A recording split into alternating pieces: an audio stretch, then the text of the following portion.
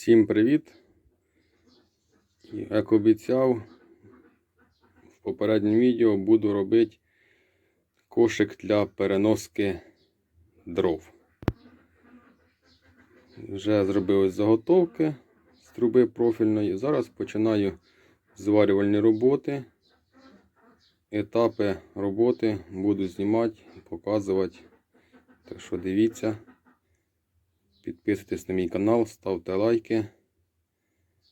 Якось так.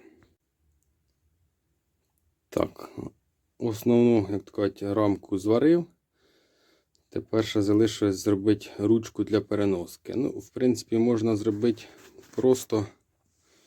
Зараз я покажу, приблизно отак перемичку одну, звідти другу. І між ними отак ручка, можна носити. Це сильно буде якось просто і не сильно гарно.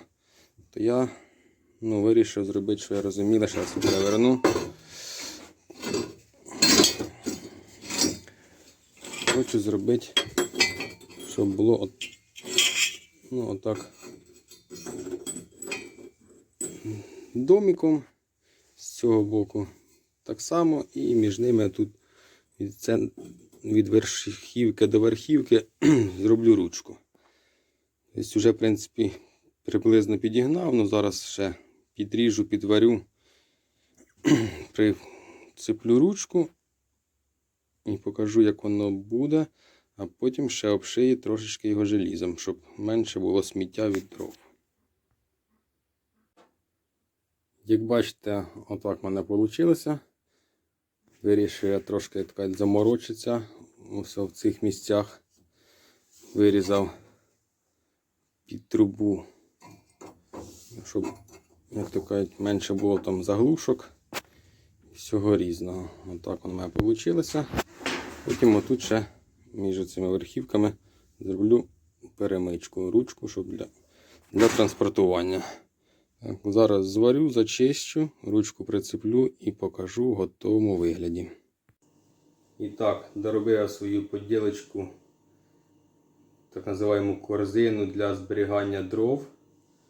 Отак я вже її покрасив, поки погрунтував. Там куплю балончик красочки коричневої, покрасив під колір плитки на плиті. Отак вона плита.